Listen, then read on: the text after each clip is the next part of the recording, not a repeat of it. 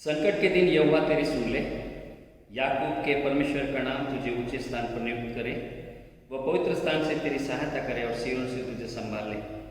वह तेरे सब अन्न बलियों को स्मरण करे और तेरे होम बलि को ग्रहण करे। वह तेरे मन की इच्छा को पूरी करे और तेरी सारी युक्ति को सफल करे। आज की इस ऑनलाइन आराधना में सेंट थॉमस चर्च घुघुस की ओर से आप सबका यीशु मसीह के नाम में मैं स्वागत करता हूँ। और हम जब लोग घर में हैं तो आप सबसे विनती है कि हम लोग आप परमेश्वर की आराधना घर में रह के ऑनलाइन के माध्यम से करेंगे। आइए हम दुआ करेंगे। प्रभु जी, हम आपको धन्यवाद देते प्रभु। आपकी स्तुति करते, आपकी महिमा करते, आपकी प्रशंसा करते प्रभु।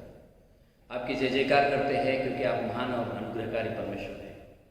धन्यवाद देते प्रभु जी सुंदर समय के लिए जो आपने फिर एक बार सुंदर समय हमें दिया है, ताकि प्रभु जी हम आपकी आराधना करें, आपकी महिमा करें और आपकी प्रशंसा करें प्रभु। आपसे अनुग्रह मांगते प्रभु जी आज की आराधना के लिए। प्रभु जी आपके अनुग्रह हमें आज दीजिए प्रभु जी। आज की आराधना आपकी महिमा के लिए हो। जो वचन आएगा प्रभु जी हम सबके लिए आशीष का कारण बने प्रभु। धन्यवाद देते प्रभु जी, अभी तक आपने हम सबको संभाला प्रभु जी। आपने हम सबको सहायता किया प्रभु जी। रोज नया जीवन देता है, हमारी जरूरतों को पूरा करता है, हमें आशीषित करता है प्रभु, हमें चंगाई में रखता है। इसलिए हम आपकी स्तुति और महिमा करते हैं प्रभु जी। धन्यवाद करते हैं प्रभु जी। आज की आराधना आपके हाथ में देते हैं। आपकी दया दीजिए, आत्मा से और सच्चाई से आपकी आराधना करने के लिए हम सबको सहायता कीजिए।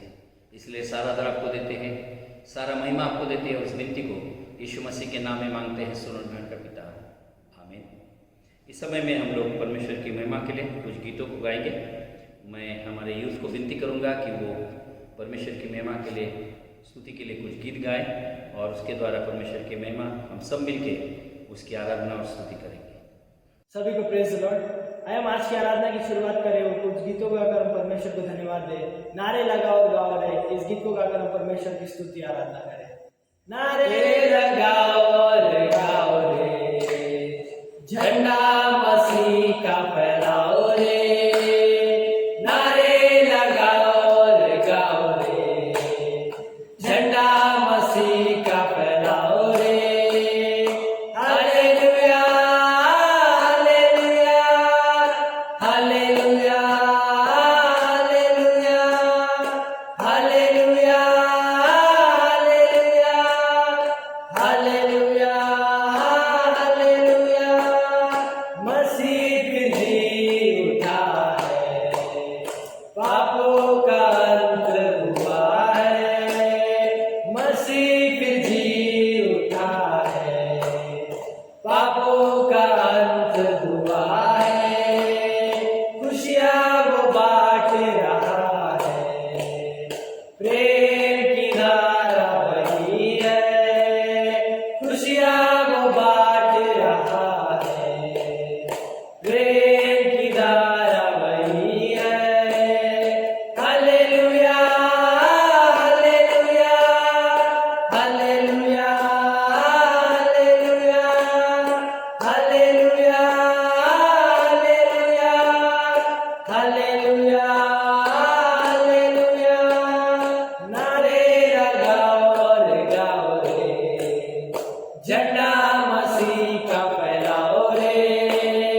नारे लगाओ और गाओ रे, झंडा मसीह का फहराओ रे। Hallelujah hallelujah hallelujah hallelujah hallelujah hallelujah hallelujah hallelujah. इस समय में हम लोग परमेश्वर के वचन की ओर जाएंगे और बारी बारी से एक पाठ को पढ़ेंगे। भजन संहिता उसका 105 अध्याय 1 से 6 और 35 से 45 वचनों को हम लोग सुनेंगे। प्रेज द लॉर्ड सबको। आज का हमारा जो वचन है भजन संहिता उसका 105 अध्याय 37 से 43 तक।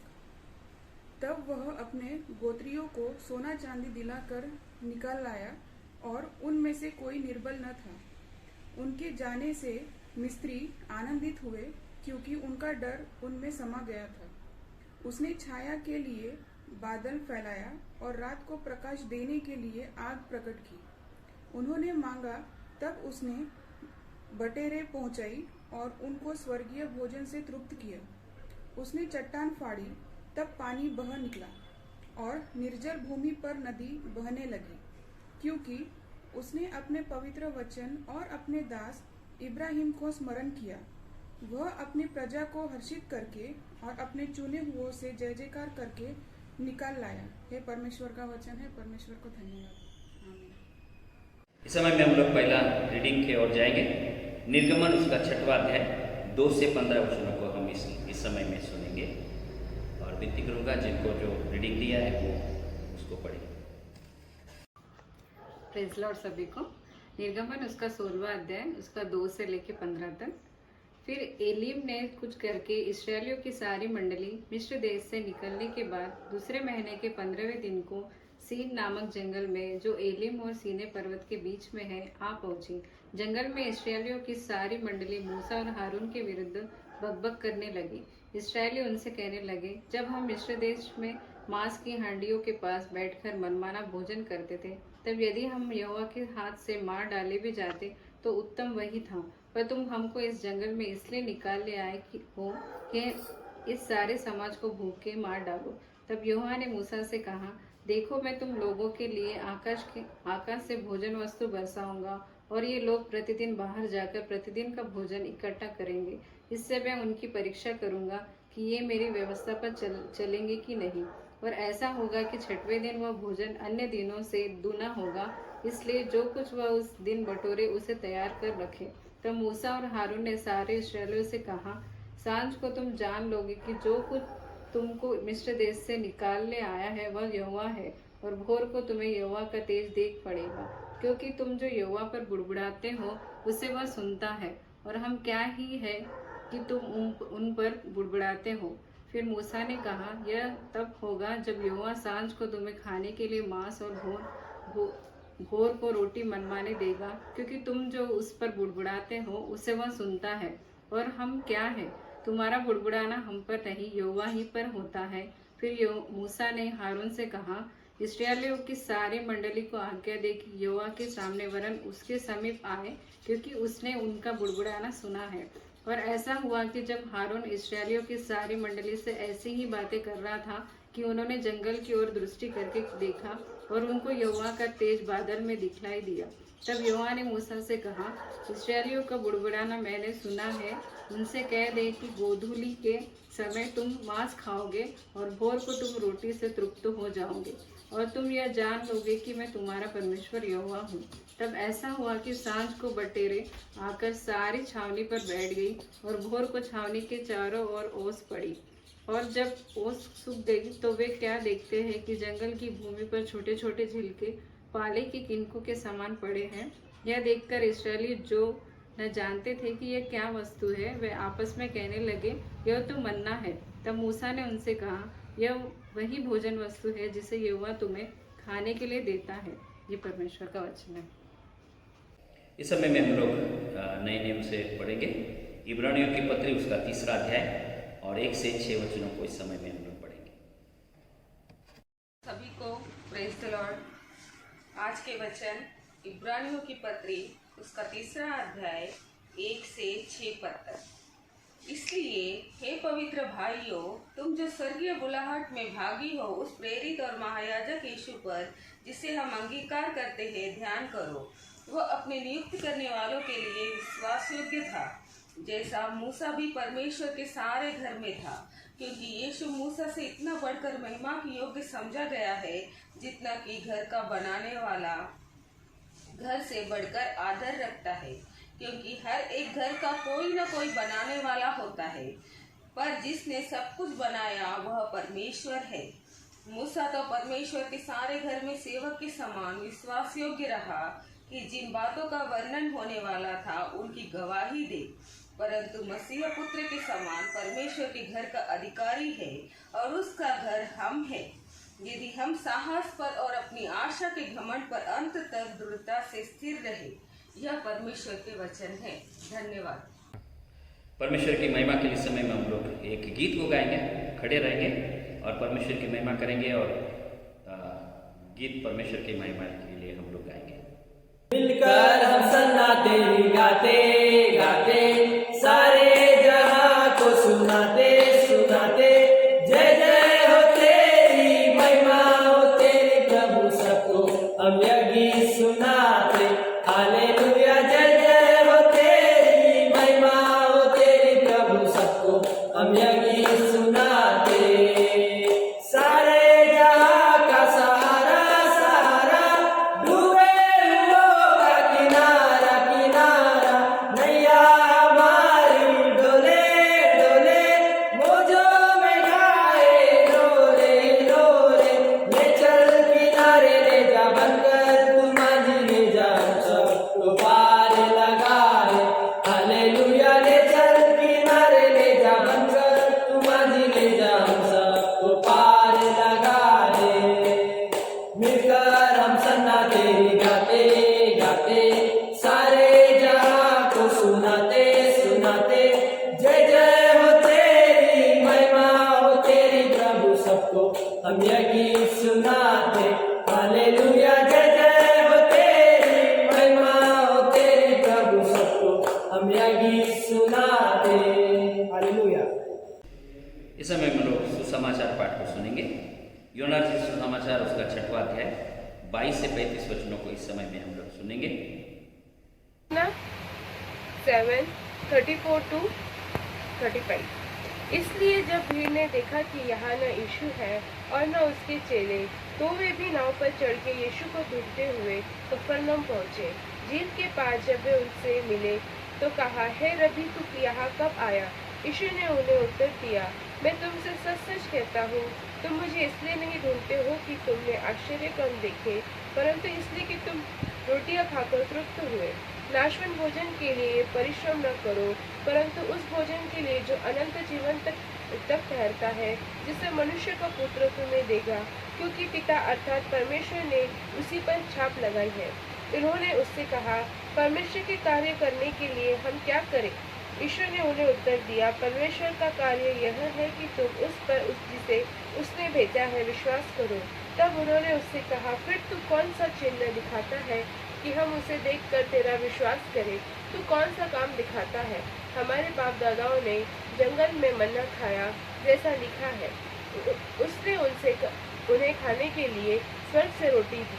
यीशु ने उनसे कहा, मैं तुमसे सच सच कहता हूँ कि मूसा ने तुम्हें वह रोटी स्वर्ग से नहीं दी, परंतु मेरा पिता तुम्हें सच्ची रोटी स्वर्ग से देता है, क्योंकि परमेश्वर की रोटी वही है जो स्वर्ग से उतरकर जगत को जीवन देती है। तब उन्होंने उससे कहा, हे प्रभु, यह रोटी हमें सर्वदा दिया कर। यीशु ने उनसे कहा, जीवन की रोटी मैं हूँ, जो मेरे पास आता है वह कभी भूखा न होगा, और जो मुझ पर विश्वास करता है वह कभी प्यासा न होगा। परमेश्वर इन वचनों की आशीष दे। आइए इस समय में हम लोग परमेश्वर के वचन की ओर जाते हैं और प्रार्थना करेंगे, और उसके बाद में हम परमेश्वर के वचन को सुनेंगे। आइए दुआ करें। तो हम आपको धन्यवाद देते हैं और आपकी स्तुति करते हैं आज के दिन के लिए। धन्यवाद देते प्रभु जी, आपने हम सबके साथ सबको प्रभु जी अभी तक आपने अनुग्रह दे के संभाल के लिया। हम आपकी स्तुति करते हैं। खासकर प्रभु जी हम प्रार्थना करते हैं आज का वचन आपके महिमा के लिए हो, और प्रभु जी वचन के द्वारा प्रभु जी सबको आशीषित कीजिए, और वचन सुनने के लिए, और प्रभु जी उसके द्वारा हमारी आत्मिक उन्नति हो। इसलिए प्रभु जी आपके पवित्र आत्मा की ओर से हम सबको अगुवाई कीजिए। यीशु मसीह के नाम में मांगते सुनो और ग्रहण कर पिता, आमीन। परमेश्वर के वचन की ओर हम लोग जब जाते हैं तो आज का जो विषय है वो विषय इस रीति से है कि मैं, यीशु मसीह ने कहा, मैं जीवन की रोटी हूँ। Jesus is the bread of life. हम जब हमारा जो जीवन है और उस जीवन में जब हम रोटी के बारे में जब हम देखते हैं तो बहुत सारी बातें हम यहाँ पर देख सकते हैं, और परमेश्वर ये सारी बातों को चाहता है कि जब हम परमेश्वर के वचनों को देखते हैं, और परमेश्वर ने यीशु मसीह ने कहा कि मैं जीवन की रोटी हूँ, और जब हम यीशु मसीह कहता है कि मैं जीवन की रोटी हूँ, अगर उसकी दर्शन और आत्मिकता, ये जो दो बातें हैं, उस दो बातों में जो सच्चाई है, और यीशु मसीह ने इसलिए कहा कि मैं जीवन की रोटी हूँ क्योंकि ये रूपक के स्वरूप में उसको इस्तेमाल किया यीशु मसीह ने। और यीशु मसीह का जो असली मकसद था कि ये सारी परिस्थिति, उस समय की जो सारी परिस्थिति है, उस सारी परिस्थिति को वो दर्शाता है। जब यीशु मसीह इस दुनिया में थे तब जो लोगों की परिस्थिति था, उस परिस्थिति को वहाँ पर वो दिखाता है। यहाँ पर हम इस बात को देखते हैं कि रोटी आज की समस्या है, पानी भी आज की एक समस्या है, और अंधेरा जो है उसकी वो भी एक समस्या है। और आज यीशु मसीह हमारा उत्तर है, सारी बातों का जो जवाब है वो सिर्फ यीशु मसीह है। वो रोटी दे सकता है, वो हमें पानी दे सकता है, वो हमारे ख्याल रख सकता है और परमेश्वर में आशीषित करता है। रोटी जो है वो भूख को मिटाती है, और जो पानी है वो प्यास को मिटाती है, और जो अंधेरा है वो जो उजियाला है वो अंधेरा को मिटा देता है। इसलिए यीशु मसीह ने कहा कि मैं जीवन की रोटी हूँ, और जीवन की रोटी यीशु मसीह होने के वजह से आज की जो दुनिया में समस्या है वो बहुत सारी बड़ी समस्या है। बहुत सारे लोग भूखे हैं। अगर हम भारत देश का बारे में अगर हम सोचते हैं तो भारत देश में बहुत अच्छा परिस्थिति नहीं है। 20% ऐसे लोग हैं कि जिनको एक ही बार वो लोगों को खाना खाने मिलता है, और ऐसे 40% लोग हैं कि जो लोगों को रोटी बहुत मुश्किल से नसीब होती है। इसलिए भारत देश का परिस्थिति अच्छा परिस्थिति नहीं है। और ये जो परिस्थिति था तभी भी वैसा था, आज भी ऐसे परिस्थिति है कि जिनके पास है उनके पास होते हैं, जिनके पास नहीं है उनके पास कुछ भी नहीं है। और ऐसी सारी परिस्थिति में यीशु मसीह ने इसलिए कहा कि मैं जीवन की रोटी हूँ, और ये जीवन की रोटी यानी हमारा ख्याल परमेश्वर रखता है। आज दुनिया भूख से जूझ रही है। अगर हम लोग भारत देश का और दुनिया का बात करेंगे तो ये भूख जो है सारी दुनिया भूख से जूझ रही है। आज खाने की जो कीमतें हैं वो बढ़ती जा रही है, और धनी लोगों को खाना प्राप्त हो रहा है, लेकिन जो गरीब है उनका कठिन परिस्थिति है। आज दुनिया में भूख और कुपोषण भी एक बड़ी समस्या आज हमें दिखाई देती है। आज जो मार्केट है वो मार्केट की अगर हम बात करेंगे तो जो लोग बड़े लोग हैं वही मार्केट में है, और इसलिए उनकी उन्नति हो रही है और गरीब होते जा रहा है। और ये जो बात है यीशु मसीह ने ये सारी बातों के बारे में वहाँ पर डिस्कस किया, वहाँ पर चर्चा की, और उसके बारे में उसने बोला और लोगों को इसके बारे में जागरूक करने की कोशिश उसने की। इसलिए जो पाठ हमने पढ़ा है उस पाठ में जो यीशु मसीह ने जो संदेश वहाँ पर दिया है वो स्वर्ग के रोटी के बारे में बताता है। यूहन्ना उसका 6वां अध्याय और 32 वचन में हम इस बात को देख सकते हैं कि यीशु मसीह जो स्वर्ग की रोटी है उसके बारे में वहाँ पर वो कहता है कि जो रोटी मैं आपको दूंगा उसके आपको जीवन मिलेगा। इसलिए मूसा की अगर हम बात करेंगे तो मूसा के द्वारा भी रोटी जो मिली थी, और यहाँ पर जो 5000 लोगों को खाना खिलाने के बाद ये जो पैसेज है, ये जो बाइबल रेफरेंस है वो वहाँ पर आता है। जो आज का मार्केटिंग सिस्टम है इसमें कितने सारे लोग हैं, वो लोगों को इस मार्केटिंग सिस्टम के वजह से ही लोग गरीब होते जा रहे हैं। गरीब हो रहा है, और जो धनी है वो लोग धनी होते जा रहे हैं। यीशु मसीह ने करीबन 12,000 लोगों को खाना खिलाया। यानी हम लोग अगर ये बात के बारे में सोचेंगे तो 12,000 लोगों को खाना खिलाना आसान बात नहीं, लेकिन यीशु मसीह ने 12,000 लोगों को वहाँ पर खाना खिलाया, ऐसा हम वहाँ पर देखते हैं। इसलिए रोमन जो आर्थिक नीति थी वहाँ पर हम ये बात को देखते हैं। यीशु मसीह ने एक नया अर्थव्यवस्था सिखाने की कोशिश की, और उसमें यह है कि रोटी सबको मिलना चाहिए, सब लोगों को रोटी मिलना चाहिए। उसके बारे में यीशु मसीह ने इतने सारे लोगों को रोटी खिलाई। आज अगर हम ये इसके बारे में देखेंगे तो इतने सारे लोगों को हम खाना नहीं खिला सकते, लेकिन यीशु मसीह ने 5 रोटी और 2 मच्छी के द्वारा इतने सारे लोगों को खाना खिलाया। ये बात हम वहाँ पर देखते हैं।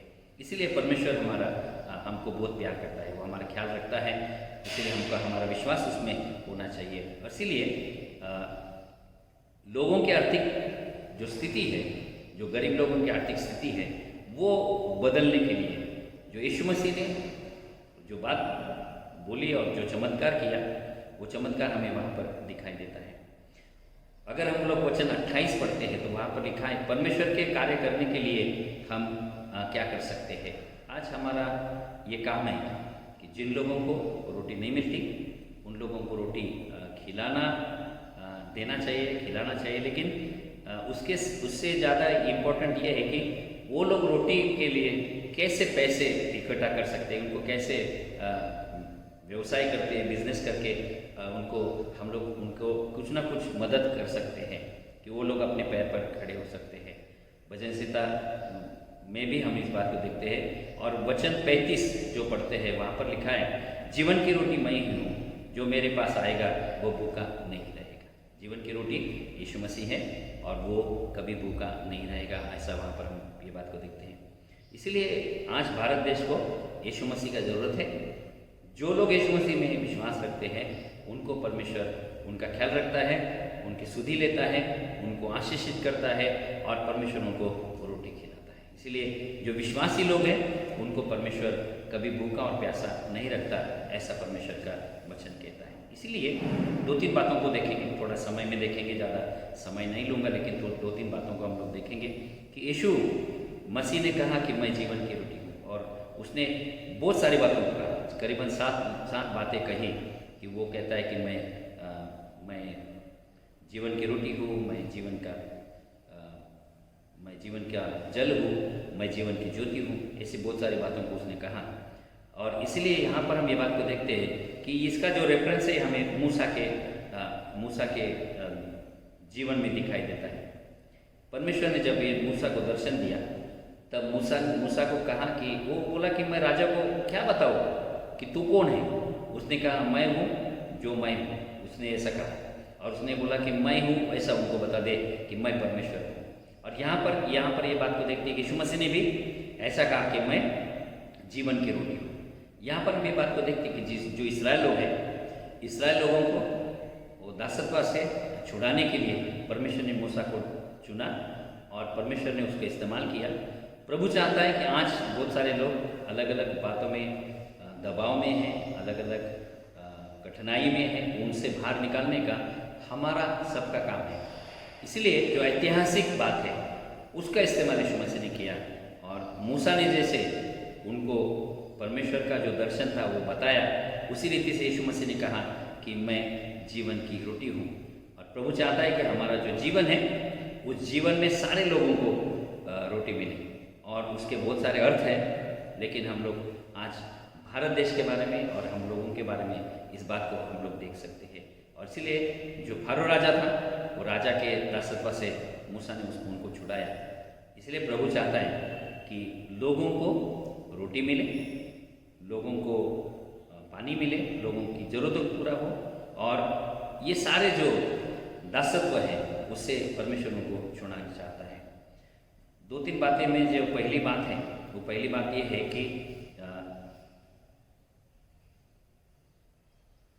परमेश्वर इतना महान है और यीशु मसीह का जो सेवा है वो इतनी महान है कि वो जीवन देने के लिए यहाँ पर इस दुनिया में आया, जीवन देने के लिए आया। यीशु मसीह का मकसद वो था, लोगों को यीशु के पास जो चिन्ह चमत्कार उन्होंने देखे, उनको ऐसा लगा कि ये जो है वो अच्छा काम कर रहा है। लेकिन यीशु मसीह का उसके पीछे मकसद ये था कि लोगों को उद्धार मिले, लोग उद्धार पाए और लोग परमेश्वर को जाने। और इसलिए वो भरपूर जीवन देने के लिए आए। परमेश्वर ने अपने बेटे यीशु मसीह को भेजा कि लोग भरपूर जीवन पाए। और जब हम प्रभु में विश्वास रखेंगे तो हमें भरपूर जीवन मिलेगा और हमारी सारी ज़रूरतों को परमेश्वर ख्याल रखेगा और ज़रूरतों को पूरा करेगा। यीशु मसीह ने अपना शरीर को तोड़ा, इस बात को भी हम लोग यहाँ पर देखते हैं कि यीशु मसीह ने अपने शरीर को तोड़ा। और वो ये जो शरीर है उसको हम लोग भी तोड़ते हैं और रोटी को तोड़ते हैं और सब मिलके हम लोग एक साथ रोटी को खाते हैं। इसलिए वो अपने शरीर को हमारे लिए देने के लिए आया। यीशु मसीह हमारा लालन पालन करना चाहता है, हमारा ख्याल रखना चाहता है। और हम जितना विश्वास रखेंगे उतना परमेश्वर हमको आशीषित करेगा। यीशु मसीह हमें जीवन देने के लिए आया है और वो कोई जादूगर नहीं है, वो जादूगर नहीं है, लेकिन हमारी सारी ज़रूरतों को वो पूरा कर सकता है अगर हमारा विश्वास है। ऐसे बहुत सारे लोगों ने उसका अनुभव लिया है। आप प्रार्थना करिए, परमेश्वर आपको ये सारी ज़रूरतों को पूरा करेगा। इसलिए हमारा जो जीवन है वो जीवन में जो भी हमारे जीवन में कमी घटी है वो सारी कमी घटी को परमेश्वर पूरा जरूर करेगा। इसलिए हमको उसके ऊपर विश्वास रखना पड़ेगा। इसलिए वो हमें जीवन देने के लिए, लोगों को जीवन देने के लिए आया। प्रभु चाहता है कि हम भी लोगों के लिए उद्धार का कारण बने, लोगों तक परमेश्वर का वचन पहुंचे। ये पहली बात हम देखते हैं। दूसरी बात हम यहाँ पर देखते हैं कि दान पुण्य नहीं लेकिन बदलाव चाहता है परमेश्वर। 5000 लोगों को यीशु मसीह ने खाना खिलाया। इस चमत्कार को उसने किया। यहाँ पर हम ये बात को देखते हैं कि हमारी वो गलत फहमी है कि हम लोग ऐसा देखते हैं कि यीशु मसीह ने इतने सारे लोगों को खाना खिलाया, चमत्कार किया, लेकिन यीशु मसीह भूखों को रोटी देना चाहता था, लेकिन यीशु मसीह की इच्छा है कि हम लोगों को ऐसी मदद करें ताकि वो अपने पैरों पर खड़े रहे, उनको रोटी मिले और उनको परमेश्वर सहायता करे। इसीलिए अपने को तो रोज़ रोटी मिलती है, रोज़ रोटी परमेश्वर हमारा ख्याल रखता है, हमारे ख्याल रखता है, लेकिन हम ऐसे बहुत सारे लोग हैं उनको ये सारी जरूरत। उसके साथ साथ प्रभु चाहता है कि हमारा समाज बदल जाए। हमारा जो समाज है पर प्रभु बदलाव चाहता है हमारे समाज में, क्योंकि ये जो वैकल्पिक आर्थिक पद्धति है उसको प्रभु लाना चाहता था, यानी हर एक को रोटी मिले, हर एक को वो रोटी उनको मिलने का उनका अधिकार है और वो उनको मिलना चाहिए। लेकिन उस समय में भी ऐसी परिस्थिति थी, आज भी हम लोग ये बात को देखते हैं कि आज भी ऐसी ही परिस्थिति हमें दिखाई देती है। हमें यह सीखना होगा कि हम जो गरीब हैं उनको रोटी ना दें, लेकिन उनको काम करने के लिए उनको मदद करें, उनको पैर पर खड़ा करने के लिए मदद करें। आज हमारे समाज में बहुत सारे लोग ऐसे हैं जिनके पास काम नहीं है, जिनके पास कठिनाइयाँ हैं, उनको रोटी नहीं मिलती है, उनको अपने पैरों पर खड़ा करना प्रभु ये सारी बातों को चाहता है कि वो लोग प्रभु उनको चाहता है कि लोग अपने पैरों पर खड़े रहे, और प्रभु आशीषित करना चाहता है। 5 रोटी 2 मच्छी के द्वारा 12,000 लोगों को उसने खिलाया और 12 टोकरियाँ वहाँ पर बची, ऐसा हम चाहते हैं। हमारे पास भी बहुत सारा आशीष परमेश्वर ने हमें दिया है और हमारे पास भी बहुत सारा बचत है, लेकिन हम लोग उस बचत को लोगों के लिए काम लाने का हमारी ज़रूरत है। प्रभु चाहता है कि हम लोगों के लिए, क्योंकि वहाँ पर लिखा है कि 12 टोकरियाँ रोटियाँ बची। प्रभु चाहता है कि हमारे पास जो भी बचा है वो परमेश्वर की महिमा के लिए, हम जो लोगों को ज़रूरत है उनको हम लोग मदद करें। इसीलिए प्रभु न्याय के साथ काम करता है। प्रभु चाहता है कि सबको रोटी मिले। सब लोग परमेश्वर के दृष्टिकोण से एक जैसे होते हैं, कोई स्पेशल नहीं, लेकिन प्रभु सबके परमेश्वर के दृष्टिकोण से एक जैसे होते हैं। प्रभु चाहता है कि जहाँ उद्धार होता है वहाँ रोना नहीं होगा, यानी आज तकलीफ है, दुख है, वहाँ पर प्रभु खुशियाँ लाना चाहता है। जब हम एक दूसरे को मदद करते हैं, जब हम एक दूसरे को सहायता करते हैं तो परमेश्वर की महिमा होती है और खुशियाँ ही खुशियाँ होती है। इसीलिए प्रभु चाहता है कि सारे लोग उद्धार पाए, सारे लोगों को सार्वकालिक जीवन मिले। तीसरी बात हम यहाँ पर देखते हैं कि रोटी के जो टुकड़े नहीं, पर प्रभु जीवन देना चाहता है। लोगों को रोटी का टुकड़ा देने से लोगों को जीवन अगर मिलता है, वो भरपूर जीवन मिलता है, तो उनको परमेश्वर आशीषित करेगा। यीशु मसीह ने सभी के सामने खुद को रोटी के रूप में वहाँ पर पेश किया। उसने कहा कि मैं जीवन की रोटी हूँ, और प्रभु चाहता है कि सबको ये रोटी मिले। इसलिए उसने ऐसा कहा क्योंकि उसने अपने शरीर को उस सलीब पर तोड़ा, वो रोटी को तोड़ा। इसीलिए प्रभु पेट की संतुष्टि नहीं, लेकिन प्रभु न्याय करना चाहता है, न्याय के साथ काम करना चाहता है। सभी को एक समान हमको भी देखना होगा, तब लोगों के मनों में, लोगों के घरों में और लोगों के जीवन में शांति मिलेगी। रोमी जो लोग थे, लोग हमेशा उन लोगों को ऐसा लगता था कि सारे लोगों को अगर रोटी मिलती है तो तकलीफ नहीं होगी। लेकिन यीशु मसीह का जो बात है, हम इस बात को देखते हैं कि वो कहता है कि समाज में बदलाव आए, लोग बदल जाए, लोगों का जीवन बदले, तो परमेश्वर उनको आशीष करे। प्रभु बहुत महान है, जितना हम विश्वास रखेंगे उतना परमेश्वर हमारे जीवन में काम करेगा। इसलिए आने वाले दिनों में हम लोग ये कोशिश करेंगे कि लोगों के लिए हम प्रार्थना करें, लोगों को उद्धार मिले, लोग उद्धार में चलते जाएं, प्रभु में बढ़ते जाएं और परमेश्वर की महिमा होती जाए। इसीलिए यीशु मसीह चाहता था कि लोगों को सिर्फ रोटी मिले ना मिले, पर लोगों की सामाजिक जो परिस्थिति है वो बदलाव आना जरूरी है। जो उच्च नीच भाव है, जो वो सारे बातें प्रभु बदलना चाहता है। इसलिए हम लोग हमारे प्रार्थना में याद रखेंगे कि परमेश्वर हमारे समाज में बदलाव लाए और हमारा जो जीवन है वो दूसरों के लिए आशीष का कारण हो। परमेश्वर आपको इस वचनों के द्वारा आपको आशीष करे। आमीन। आइए, इस समय में हम लोग सब खड़े रहेंगे और अपने अपने घरों में अगर आप लोग हैं तो आपके पास जो किताब है उसमें से हम लोग प्रेरितों का विश्वास वचन को पढ़ेंगे। मैं सर्वशक्तिमान पिता, स्वर्ग और पृथ्वी के सृष्टिकर्ता परमेश्वर पर विश्वास करता हूँ। मैं उसके एकलौते पुत्र हमारे प्रभु यीशु मसीह पर विश्वास करता हूँ। वह पवित्र आत्मा के सामर्थ्य से घर में आए और कुमारी मरियम से जन्मे। उन्होंने पंतुस पिलातुस के शासन में डूब होगा। वो क्रूस पर चढ़ाए गए, मारे और गाड़े गए और मृतक लोक में उतरे। तीसरे दिन वह जी उठे, वह स्वर्ग पर चढ़ गए और पिता की दाहिनी ओर विराजमान हुए। वह जीवित और मृतों का न्याय करने को फिर आएंगे। मैं पवित्र आत्मा पर, पवित्र सार्वत्रिक कलीसिया पर, संतों की संगति, पापों की क्षमा, देह के पुनरुत्थान और शाश्वत जीवन पर विश्वास करता हूँ। आमीन।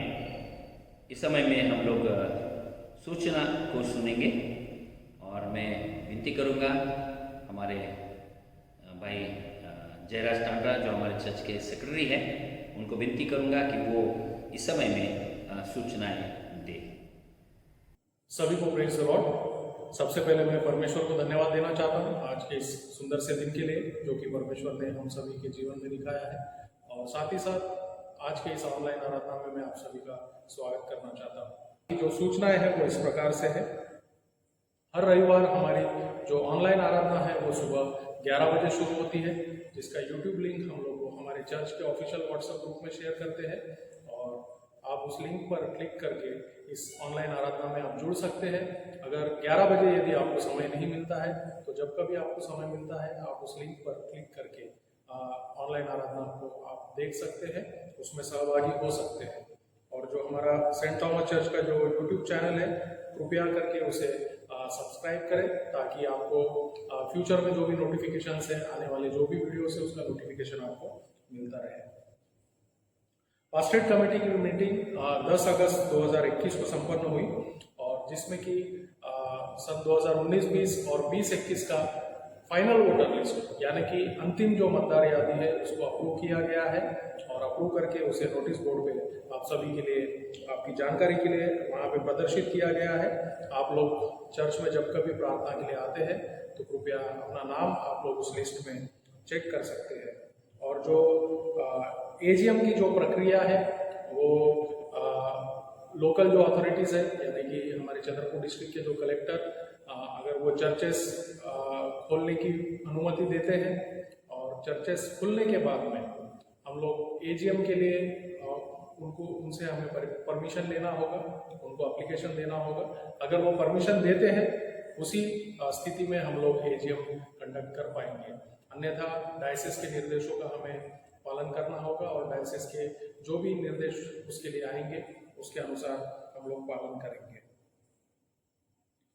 और आप सभी को मैं बताना चाहता हूं कि डायसिस की ओर से हमें एक लेटर मिला है जिसके मुताबिक हमारे डायसिस में बहुत सारे पासबानों का ट्रांसफ़र हुआ है। सो मैं आप सभी की जानकारी के लिए इस लेटर को मैं पढ़ना चाहता हूं, और साथ ही साथ जितने भी पास्टर्स का ट्रांसफ़र हुआ है वो भी लिस्ट में आप लोगों के समक्ष में मैं रखना चाहता हूँ। 9 अगस्त का ये लेटर है, 9 अगस्त 2021 का। To all the presbyters and deacons in the diocese of Nagpur, subject pastoral arrangements. Dear Reverend Anthony Pariksha, greetings to you in the name of our Lord and Savior Jesus Christ. Upon the recommendation of the ministerial and personal committee held on 7th August 2021 and the executive committee of NDC in its meeting held on 8th August 2021, the following decisions have been taken to transfer the following presbyters and deacon on administrative office exigency ground with effect from 16th August 2021. Transfer allowance will be paid as per the diocesan rules. The presbyters are directed to send their handing over and taking over charge joining report to the NDC office latest by 23rd August 2021. Presbyters are requested to shift with family between 16th August 2021 to 31st August 2021. The pastoral arrangement chart is attached for your information and necessary action. Right Reverend Andrew B. Rathod, Bishop of Nagpur Diocese, Mrs. Manjusha Stephenson, Secretary NDC CNI. ये bishop साहब और secretary madam के ओर से ये letter आया है, और साथ में इसमें एक लिस्ट है जिसमें कि हमारे डायसिस के जितने भी पासबान हैं उनका अलग अलग जगह पर ट्रांसफ़र हुआ है, और जो हमारे पासबान है रेवरेंड एंथोनी परीक्षा साहब, उनका सेंट स्टीफन चर्च मूल में ट्रांसफ़र हुआ है, और दिनांक 15 तारीख तक, यानी कि आज उनका ऑफिशियली अंतिम दिन उनका आज यहाँ रहेगा। और 16 तारीख से उनका जो चार्ज है वो सेंट स्टीफन चर्च मूल में रहेगा। और हमारे गुगुस में रेवरेंड संजय राठौड़ इनका ट्रांसफ़र हुआ है, जो कि क्राइस्ट चर्च काउंटी और क्राइस्ट चर्च उमरेड, ये 2 चर्चेस का उनके तरफ चार्ज था, वहाँ से उन्हें गुगुस ट्रांसफ़र किया गया है। और वो भी आज 15 तारीख को यहाँ पर रेवरेंड एंथोनी परीक्षा साहब से चार्ज लेंगे। मैं आप सभी की जानकारी के लिए बताना चाहता हूँ कि डायसिस के जो बाकी जो पासबान हैं उन लोगों का भी ट्रांसफ़र हुआ है। रेवरेंड जॉन जॉर्ज इनका ट्रांसफ़र हुआ है Saint Luke church Ballarshah. Reverend Uttam Khobragade Saint Thomas church New Colony. Reverend Ganesh Barve Saint Andrews church Paratwada. Reverend ED Makasare Saint Thomas church Amravati और Saint George church Badnera. Reverend ED Makasare की तरफ 2 चर्चेस का चार्ज रहेगा। रेवरेंड जयसिना पात्रे यानी कि जे पात्रे, इनका ट्रांसफर हुआ है Christ church county, Christ church Umred और सेंट मैथ्यू चर्च बुटीपोरी। 3 चर्चेस का चार्ज इनकी ओर रहेगा।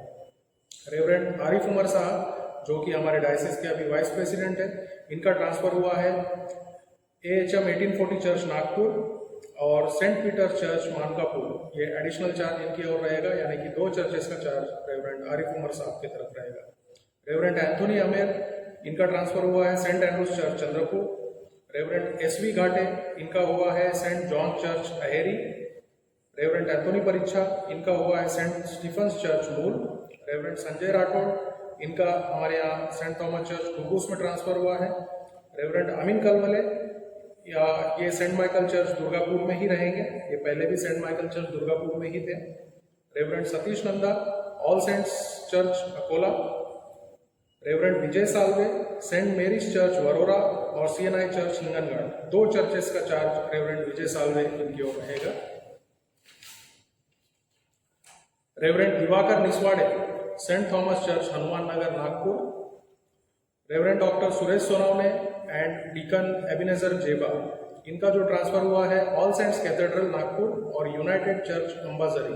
ये दोनों भी जो है इनका ऑल सेंट्स कैथेड्रल और यूनाइटेड चर्च अंबाजरी, ये दोनों चर्चेस का चार्ज इनकी तरफ रहेगा। Reverend Prakash Pawar Saint Andrews church Tumsar.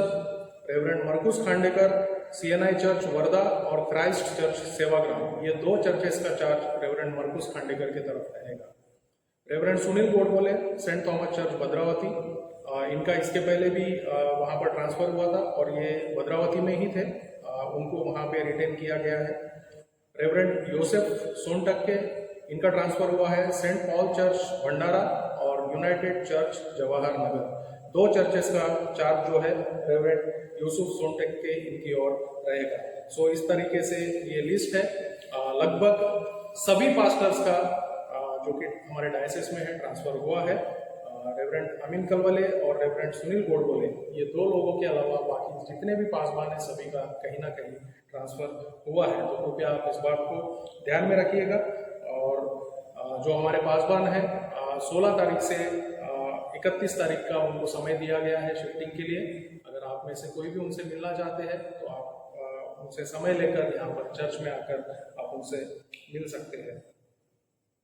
आपके जो भी दान है, monthly pledge, thanksgiving, birthday offering, marriage day offering या फिर किसी तरह का डोनेशन हो तो आप उसे ऑनलाइन पे कर सकते हैं। हमारे चर्च का जो यूको बैंक का अकाउंट है उसको हमने हमारे चर्च के व्हाट्सएप ग्रुप पे शेयर किया है। आप उस पर ऑनलाइन ट्रांसफर करने के बाद में उसका जो स्क्रीनशॉट है वो ट्रेजरर या सेक्रेटरी या फिर पास्टर को आप शेयर कीजिएगा ताकि समय पर उसकी रसीद हम लोग आपको दे सके। जो लोग ऑनलाइन पे नहीं कर सकते हैं वो अपना जो दान है वो चर्च में आकर भी आप यहाँ पर दे सकते हैं, या फिर डायरेक्टली आप ट्रेजरर या फिर पासवान को भी आप अपना जो दान है वो दे सकते हैं। हमारे कलीसिया में कुछ लोग बीमार हैं, मैं आप सभी से गुजारिश करता हूं कि उन सभी के लिए आप लोग अपनी प्रार्थना में याद रखिएगा। विशेष करके Mrs Kamala Tandra, Mr Swamidas Tandra, Mrs Kala Madar, Mrs Rosy Madar, Mr Petrus Kalwal, Mr Yohan Madar, Mrs Pushpa Atkur, Mr DK Sundarrao, Mr Lazarus Mantri, Mrs Bina Patil, Mrs Sunita Yesuratnam Tandra, Mrs Shyamala Channu, Mrs Shaila Kalwal, Mrs and Mr Sundarrao Baikan, Mrs and Mr Samuel Tandra. ये सभी हमारे कलीसिया के सदस्य हैं और किसी न किसी बीमारी से पीड़ित हैं।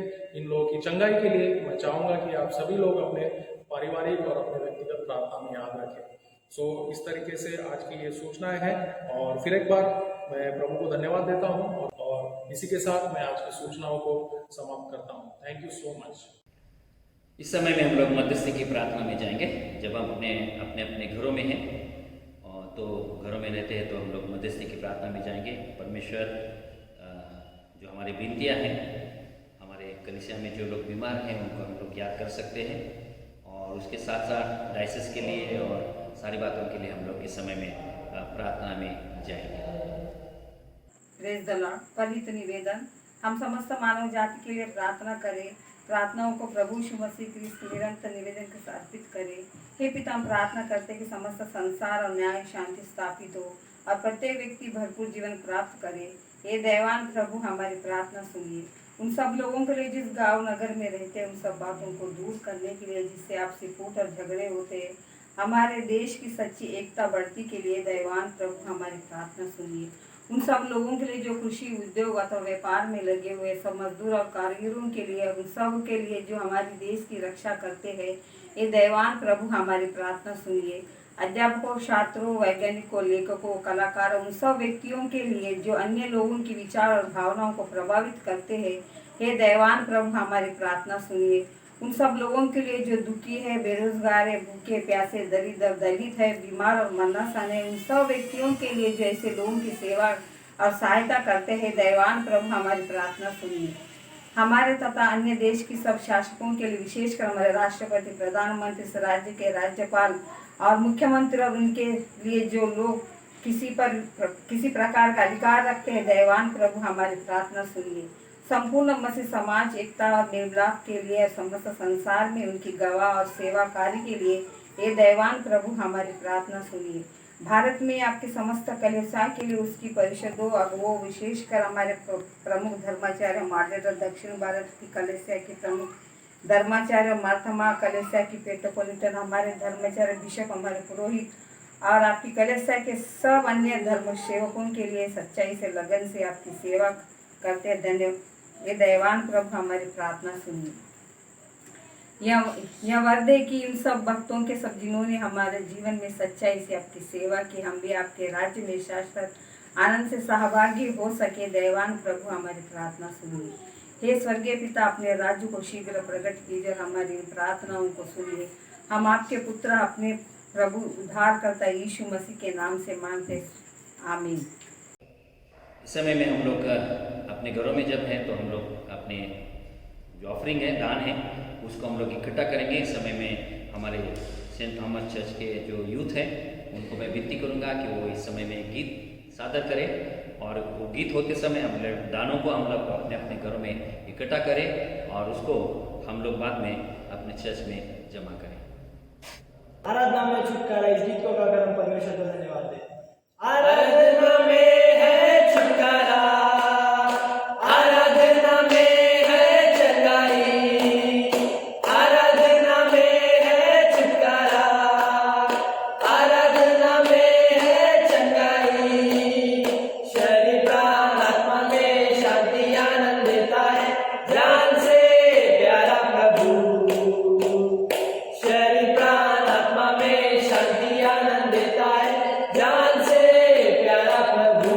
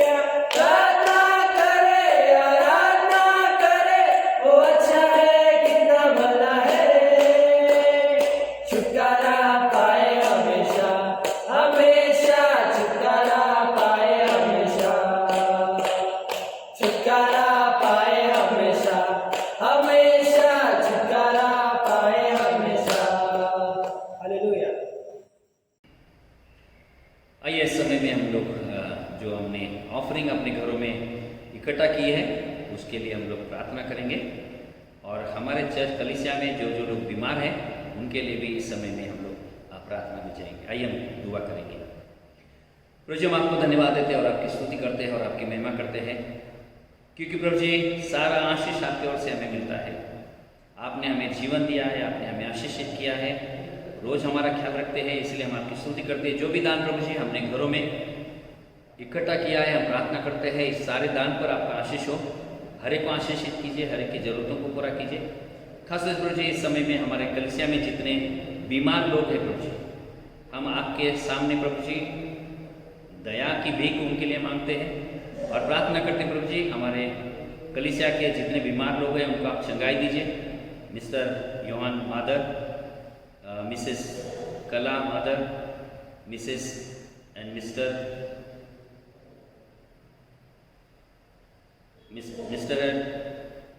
एंड मिसेस स्वामीदासन टांड्रा,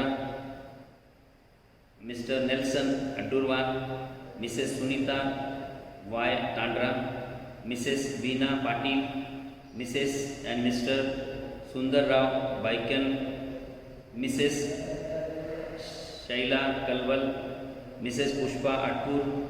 और उसके साथ साथ प्रभु जी हम प्रार्थना करते हैं कि जो हमारे भाई मिस्टर पेत्रस कलवल जो CHL हॉस्पिटल में एडमिट है प्रभु जी, हम प्रार्थना करते प्रभु जी सभी लोगों के लिए यीशु मसीह के नाम में प्रभु जी आज सभी को आप चंगाई दीजिए, ऐसी प्रार्थना करते प्रभु जी। धन्यवाद देते प्रभु जी, हमारा प्रार्थना को आप सुनते हैं प्रभु जी, हमारा विश्वास आप में है प्रभु जी, क्योंकि आप जीवन देने आए हैं प्रभु जी। हम प्रार्थना करते प्रभु जी हमारे सारे भाई बहनों के लिए प्रभु, आप यीशु मसीह के नाम में प्रभु जी हर एक को आप आशीषित कीजिए प्रभु जी, हर एक के साथ रहिए प्रभु जी। प्रभु जी हम आपको धन्यवाद देते हैं, हमारी प्रार्थना सुनने के लिए हम आपकी स्तुति करते हैं प्रभु जी। हमारा विश्वास है प्रभु जी कि आपने उनको चंगाई दी है, ऐसा विश्वास आज हम रखते हैं प्रभु जी। प्रभु जी हम प्रार्थना करते हैं खासतौर से हमारे सारे जवान बच्चों के लिए, उन जवान बच्चों पर आपका अनुग्रह रखिए, हर एक को आशीषित कीजिए, उनके काम में उन्हें सहायता कीजिए। जो जवान बच्चे पढ़ाई करते प्रभु जी उनके पढ़ाई में उन्हें बुद्धि और ज्ञान दीजिए। जो जवान बच्चे प्रभु जी काम की प्रतीक्षा में है प्रभु जी, आप उनको काम दीजिए, इसी प्रार्थना करते प्रभु जी। हमारा महिला मंडल के लिए हम प्रार्थना करते प्रभु जी, हमारे सारे बहनों को पर आपका अनुग्रह और आपका आशीष रखिए। जब अपने अपने परिवार को प्रभु जी संभालते हैं उनको आशीषित कीजिए प्रभु जी। प्रभु जी हम प्रार्थना करते हैं आज खास तौर से हमारा जो बच्चे लोग हैं, संडे स्कूल के बच्चे हैं प्रभु जी, हम प्रार्थना करते प्रभु जी आप उनको ये सारी बीमारी से बचाए रखिए प्रभु जी। आप हमारे बच्चों पर आपका अनुग्रह रखिए प्रभु जी, उनको चंगाई में रखिए, उनकी प्रभु जी पढ़ाई में उन्हें बुद्धि और ज्ञान दीजिए प्रभु जी। प्रभु जी हम प्रार्थना करते हैं जो लोग सर्विस करते हैं, काम करते हैं प्रभु जी, आप उनको बुद्धि और ज्ञान से भर दीजिए। उनका काम प्रभु जी, उनका जो काम है प्रभु जी आशीष का कारण होने के लिए प्रार्थना करें, उनको प्रभु जी तरक्की दीजिए, उन्नति कीजिए प्रभु जी उनकी। हमारे कलीसिया के हर परिवार को आपके हाथ में देते प्रभु जी, हर परिवार को प्रभु जी आप संभालिए प्रभु जी, हर बुराई से बुरे बातों से शैतान की आग शक्ति से संभाल के रखिए प्रभु जी, हर एक को आशीषित कीजिए, इस प्रार्थना करते प्रभु जी। धन्यवाद देते हैं हमारी प्रार्थना सुनने के लिए प्रभु जी, और धन्यवाद देते हैं कि आपने हमें भरपूर जीवन दिया है और प्रभु जी हम दूसरों के लिए आशीष का कारण बने, इसलिए हर एक परिवार को संभालिए, हर एक परिवार को आशीषित कीजिए। प्रार्थना करते प्रभु जी हमारे सभी कमेटी के लिए, हर एक के लिए प्रार्थना करते प्रभु जी, हर एक के साथ रहिए और प्रभु जी उनको इस्तेमाल कीजिए प्रभु जी, और उनके द्वारा हमारी कलीसिया की उन्नति हो और आपकी महिमा इस प्रार्थना करते प्रभु जी। प्रभु जी हम प्रार्थना करते हैं, धन्यवाद देते हैं प्रभु जी इस सुंदर आराधना करने के लिए आपने हमें सहायता किया, हम आपकी स्तुति करते हैं प्रभु जी। धन्यवाद देते हैं और आपकी स्तुति करते हुए हर एक को आपके हाथ में देते हुए इस विनती को यीशु मसीह के नाम में मांगते हैं, सुनो ग्रहण कर पिता, आमीन। इस समय में हम लोग प्रभु की प्रार्थना सब मिलकर करेंगे और आप विनती है आपसे कि आप जब घरों में हैं तो प्रभु की प्रार्थना आप सब मिलके करेंगे। हे हमारे पिता, तू जो स्वर्ग में है, तेरा नाम पवित्र माना जाए, तेरा राज्य आए, तेरी इच्छा जैसे स्वर्ग में पूरी होती है वैसे पृथ्वी भी हो। हमारे दिन भर की रोटी आज हमें दे, जैसे हमने अपने अपराधियों को क्षमा किया है वैसे हमारे अपराधों को क्षमा कर, हमें परीक्षा में डाल परंतु बुराई से बचा, क्योंकि राज पराक्रम और महिमा अब और सर्वदा आपका ही है, आमीन। परमेश्वर की शांति जो सारी समझ से परे है, परमेश्वर का उसके पुत्र हमारे परमेश्वर मसीह के ज्ञान और प्रेम में आपके हृदय और विचारों को सुरक्षित रखे। सर्वशक्तिमान परमेश्वर पिता, पुत्र, पवित्र आत्मा की आशीष आप पर हो और आपके साथ सदा सर्वदा बनी रहे, आमीन। शांति से पूर्ण होकर जाओ, प्रभु से प्रेम करो और उसकी सेवा में लगे रहो। यीशु मसीह के नाम में